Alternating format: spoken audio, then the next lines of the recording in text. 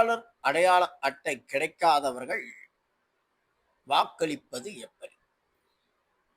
இந்திய தேர்தல் ஆணையம் சமீபத்தில் வாக்காளர் சிறப்பு திருத்தம் செய்து புதிய வாக்காளர் பட்டியலை வெளியிட்டது.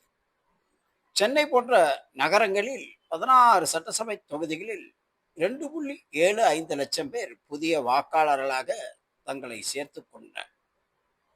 சென்னையில் உள்ள 16 தொகுதிகளில் ஏகப்பட்ட புதிய வாக்காளர்கள் சேர்க்கப்பட்ட நிலையில் தேர்தல் ஆணையம் வாக்காளர் அடையாள அட்டைகளை அஞ்சல் துறை வாயிலாக வீட்டிற்கே நேரடியாக அனுப்பும் விரைவு சேவை வழியாக அனுப்பி வருகிறது.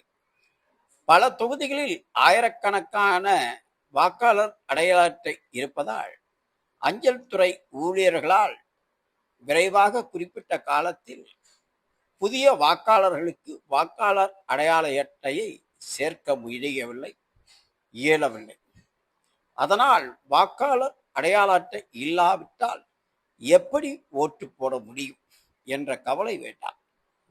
இது குறித்து அஞ்சல் துறை அதிகாரிகள் கூறியதாவது: வாக்காளர் அடையாள அட்டை அனுப்பும் போது வாக்காளர்களின் பதிவு செய்யப்பட்ட செல்போன் எண்ணிற்கு SMS வரும்.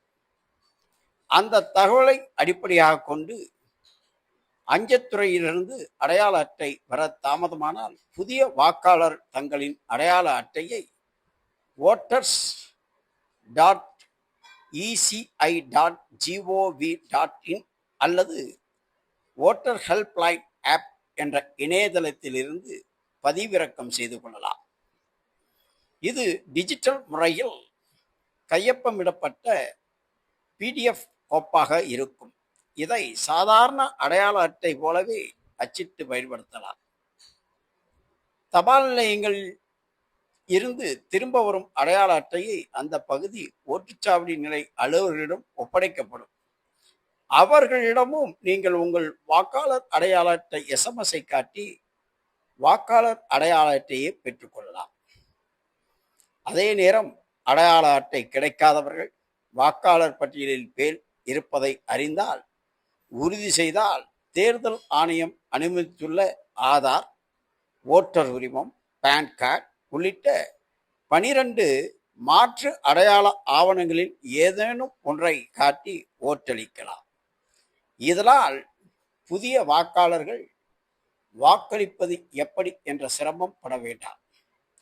மேலும் ஆப் மூலமும் வாக்காளர் அடையாள அட்டையை நீங்கள் எடுத்துக்கொள்ளலாம். இது தவிர்த்து ஓட்டர் ஸ்லிப் என்ற ஒரு வீடு வீடாக தேர்தல் ஆணையம் வந்து கொடுத்து கொண்டிருக்கிறார்கள்.